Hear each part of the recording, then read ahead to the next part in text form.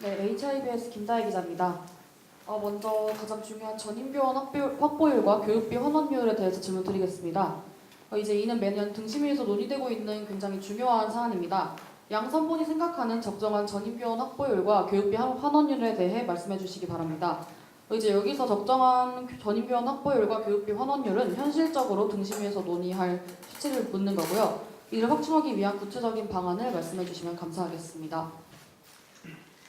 2018년 등심위 합의사항을 살펴보면 전인교원 확보율 75%, 교육비 환원율 140%를 달성한다고 명시되어 있지만 아까도 말했다시피 이게 지금 2018년이 끝나가는 상황에서 이루어지지 않은 상황이라고 생각합니다. 그래서 저희는 2019년 이제 전국 이제 평균치가 전인교수 확보율이 85% 가량이라고 파악하고 있는데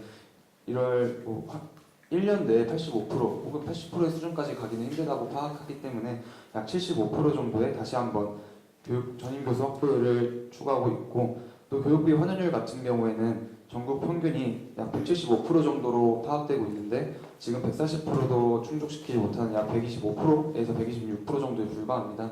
이를 140%가 아닌 145%로 저희 목표를 설정하여서 이에 할당되는 교육비가 학생들에게 환원되도록 저희 목표를 삼고 싶습니다. 또한 지금 홍익대학교 학생들의 등록금은 약 1,900억 가량이 있고 총 교육비는 약 2,400억 가량입니다. 위의 지표를 달성하기 위해서는 학생들을 위한 교육비가 증가해야 되는데요. 지금 126%인 상황에서 2,400억이면은 저희가 목표로 한 145% 정도를 달성한다면 추가 교육비 환원이 300억 정도 가량이 이루어져야 합니다. 이는 아까도 말했던 법정비 부담액 약 60억과 합동하여 약 360억의 학생들을 위한 추가 교육비가 실행될 수 있는데요.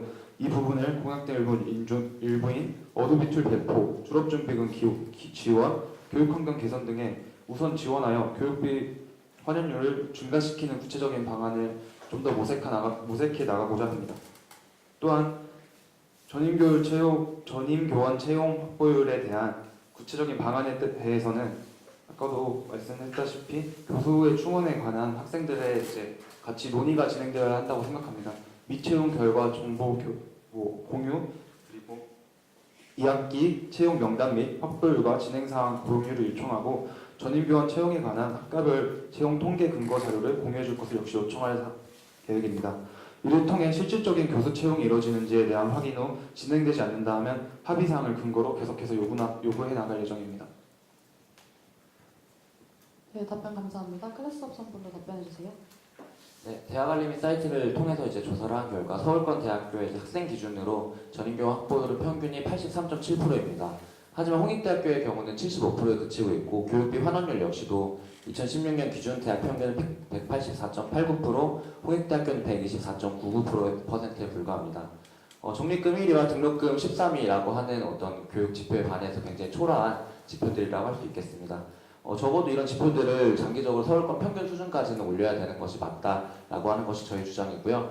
단기적으로 1년 내에는 140%의 목표를 잡고 있습니다. 그 근거는 140%까지 올리면 225억 정도의 추가 예산이 필요하게 되는데 현재 우리 학교에서 법정 전입금에 대해서 납부하고 있지 않는 부분, 그리고 건축 적립금에서 사용하지 않고 등록금 회계에서 사용하고 있는 부분들, 이것들을 근거로 했을 때 140%까지는 현재 확보가 가능하다라고 하는 것이 저희 계산이고요.